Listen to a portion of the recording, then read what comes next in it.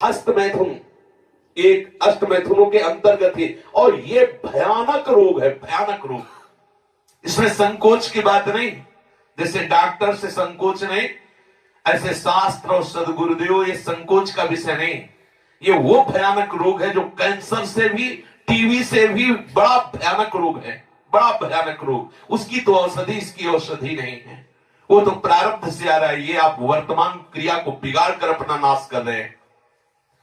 छोटे छोटे बच्चे जब स्कूलों में जाते हैं और उनको गलत विद्यार्थियों का संग मिलता है तो प्रत्येक 100 में एक को नहीं कह सकते, 99 के जैसा हम मिले हैं अभी तक, 100 में एक को नहीं कह सकते, लेकिन 99 ऐसे मिले हैं, 100 में 99 जो इस रोग से ग्रसित हैं। पहले शायद वो पढ़ाई अपने लोगों के यहां नहीं थी। आज हमें बच्चे बताते हैं कि एक चैप्टर भी इसी प्रसंग का रखा जाता है।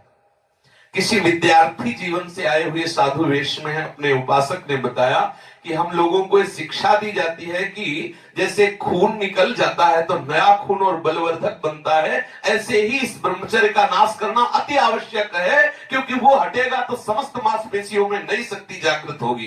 बोलो कितनी बड़ी हानि की बात, कितने बहुत बड़े दोष की बात।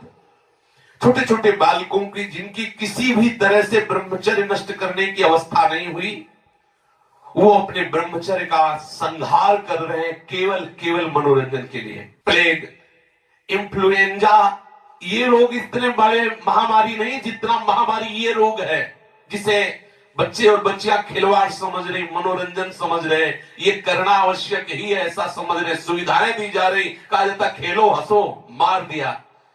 अभी किसी योग्य नहीं हो पाए और उनको सारी योग्यता नाश करने की शिक्षा दे दी गई और नष्ट हो गए। ना वो गृहस्थी लायक रह गए, न विरक्ति लायक रह गए।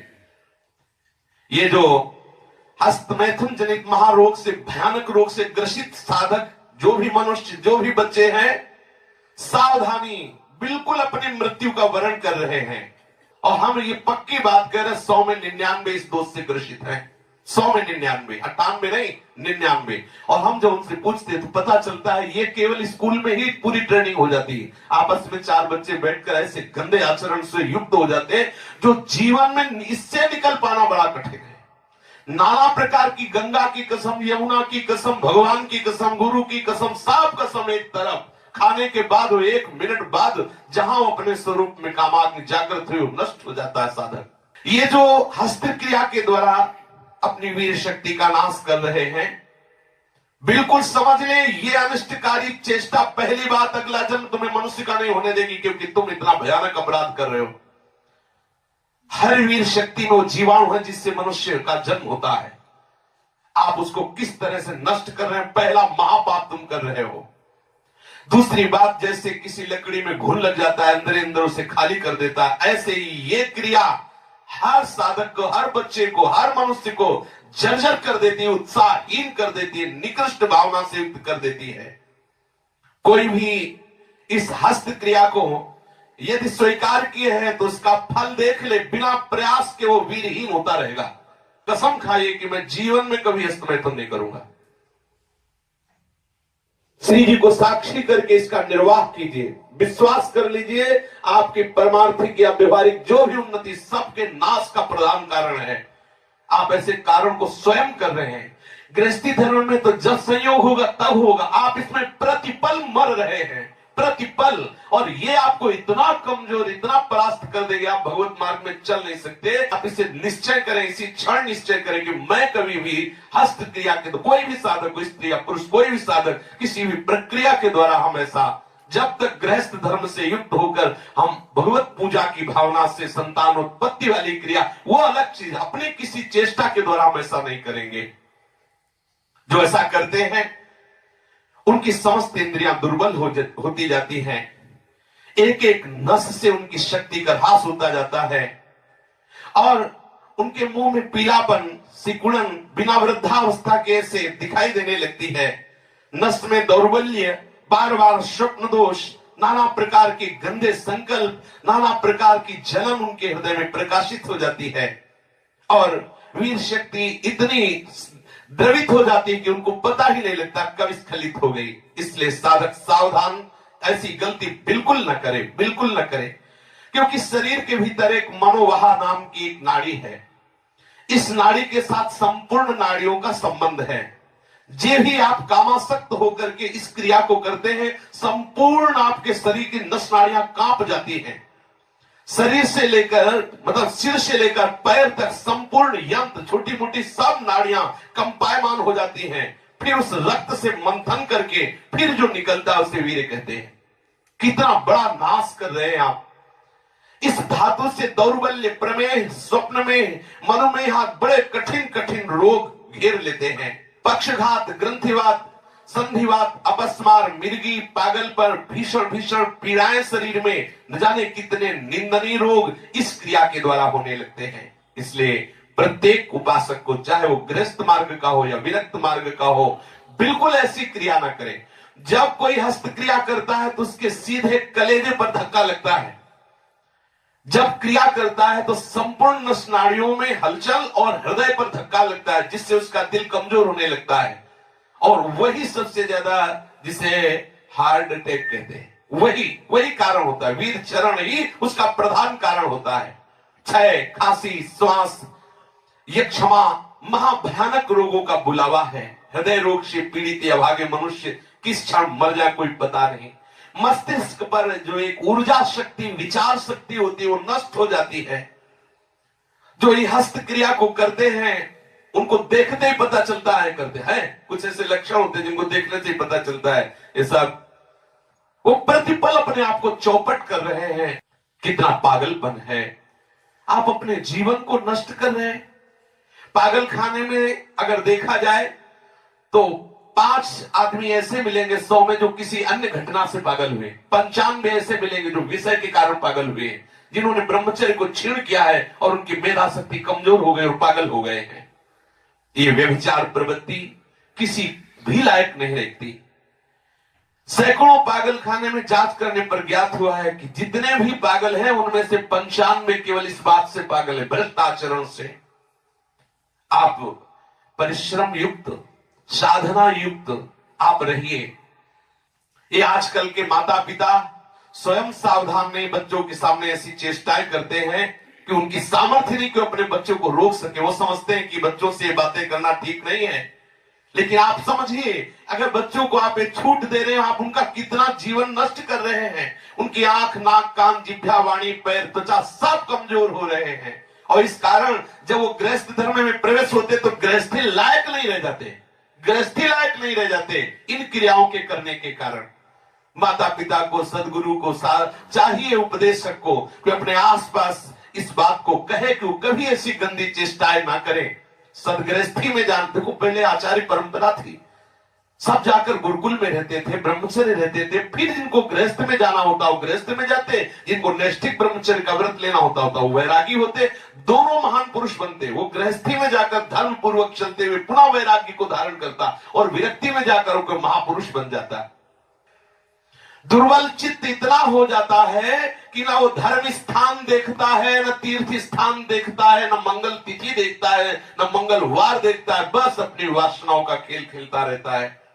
हजारों प्रतिज्ञाएं, हजारों धर्म चेष्टाएं सब व्यर्थ करने वाला ये महान दोष हस्त क्रिया, व्यभिचार प्रवृत्ति, इस पर अंकुश कीजिए, इसको आनंद मत मानिए। ये जो हस्त क्रिया के द्वारा शक्ति का नाश करते हैं, ये प्रतिक्षण काम से युक्त रहते हैं। इनके हृदय में वही चिंतन चलता रहता है।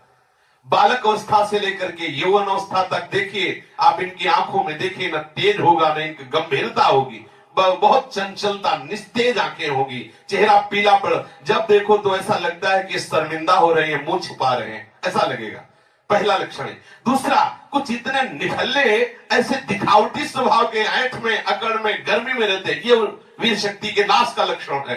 गंभीरता नहीं, शांति नहीं, उदारता नहीं, धैर्य नहीं है, वो अपने को बड़ा बड़ा दिखाना चाहते, ये सब उसके नाश के लक्षण हैं।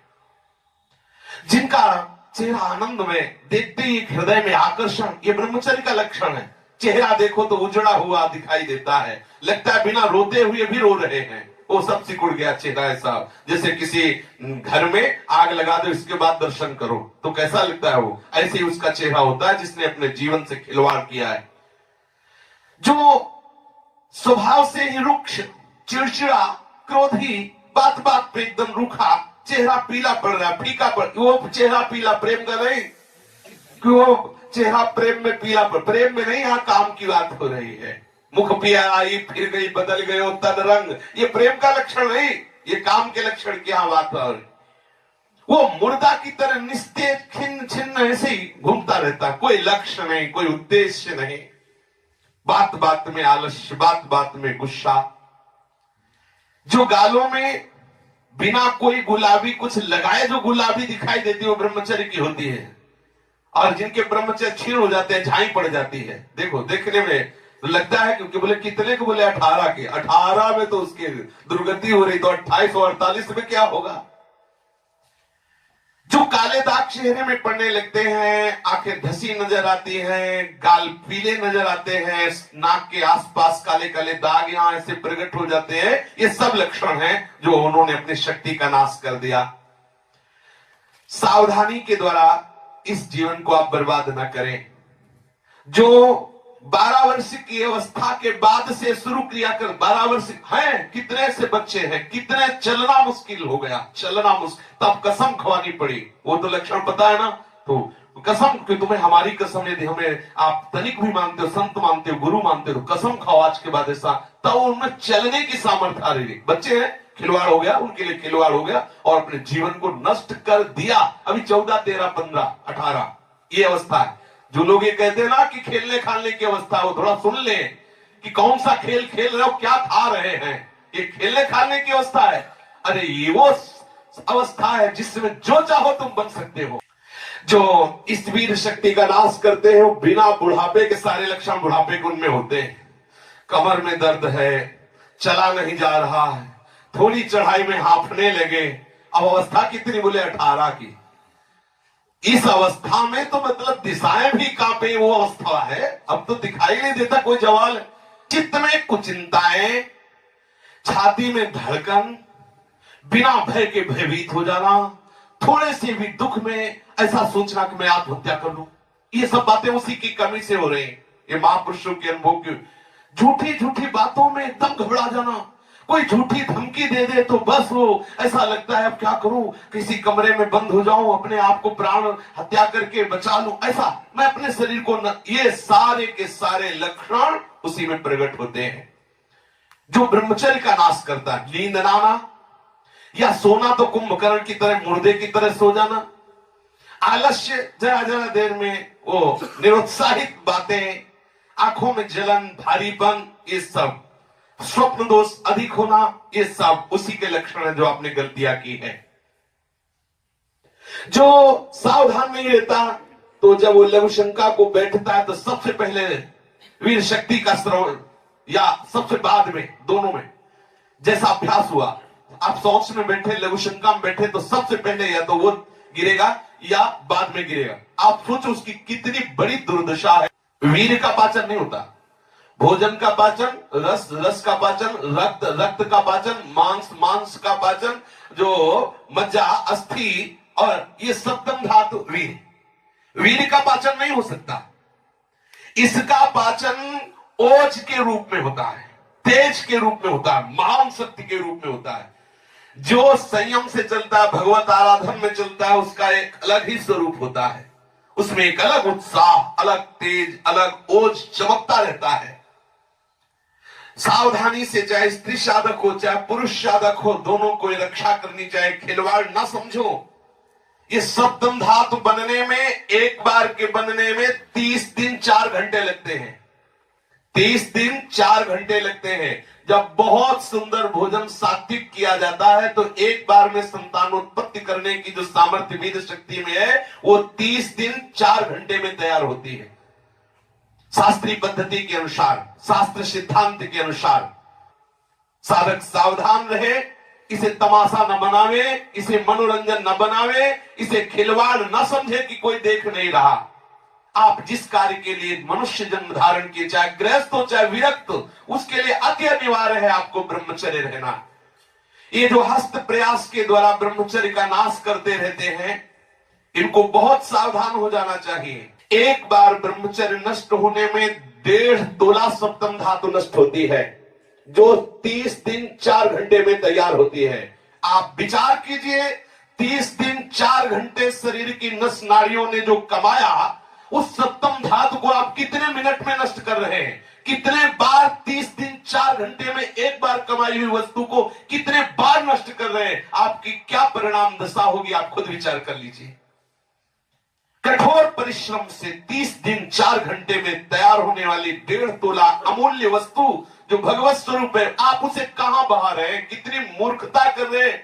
आप इसको सुनने में बोलने में संकोच लग रहा होगा। घोर पतन का रास्ता अंदर ही अंदर मन को आप दे रहे हैं। इसे मूर्ख नहीं कहा जाएगा और क्या कहा जाएगा? जो इतनी कीमती वस्तु को केवल मनोरंजन के लिए बर्बाद करे, तन मन धन श्वास सबका नाश करने वाला। जैसे फूलों का इत्र, ऐसे ही संपूर्ण मनुष्य का सार ब्रह्मचर्य।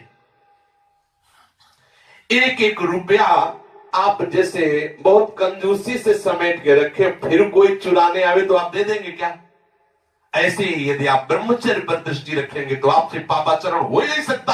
आपको जलन हो जाएगी कि हम कितना जल के कैसे सदाचार से चल रहे हैं और ये आकर्षण हमें कैसे ब्रह्मचर्य को नष्ट कर सकते। वो भागेगा, हर स्थिति से भागेगा। वो अपने ब्रह्मचर्य को और सच्ची मानिए, ब्रह्मचर्य में ही सामर्थ्य है हर द्वंद्व सहने की, हर द्वंद्व सहने की। जितने भी साधकों की या मनुष्यों की जो दुर्दशा है शास्त्र विरुद्ध आचरणों से, उसका कारण ब्रह्मचर्य का नाश।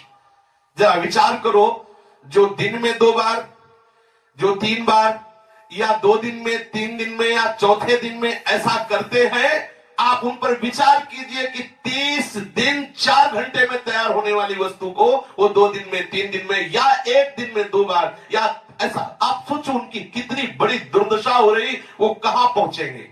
आज कसम खा लो, बार बार कह रहे हैं, और ये हम दूसरों के लिए नहीं कह रहे, अपने लोगों के लिए कह रहे हैं, अपने लिए कह रहे हैं। अपने लोगों को कसम खा लेनी है, हम भूल कर कभी हस्तक्रिया के द्वारा अपने ब्रह्मचर्य का नाश नहीं करेंगे। जो अष्ट मैथुनों में वर्णन, हम एकांत में कभी स्त्री से संभाषण कामुक होकर नहीं करेंगे, हम कभी एकांत में खड़े होकर किसी स्त्री को नहीं ताकेंगे, कभी वो हम चेष्टाएं नहीं करेंगे जिससे हमारा भगवत मार्ग रुके। जो गृहस्थ है उनके लिए भी यही नियम है, एक पत्नी व्रत धारण करने वाला ब्रह्मचारी ही कहा जाता है। इसलिए सावधान, गृहस्थी में भी जाना है तो तब तक ब्रह्मचर्य का पूर्ण निर्वाह करें जब तक आप गृहस्थ धर्म से युक्त ना हो जाएं। और यदि विरक्त है तो आजीवन आप भले चले थोड़े दिन, लेकिन इसको सह जाएंगे तो इतने आनंद में रहेंगे, इतनी शीतलता, इतनी द्वंद्वों से लड़ने की सामर्थ्य आएगी, इतना उत्साह भगवत प्राप्ति को होगा। आप खुद देख लीजिए।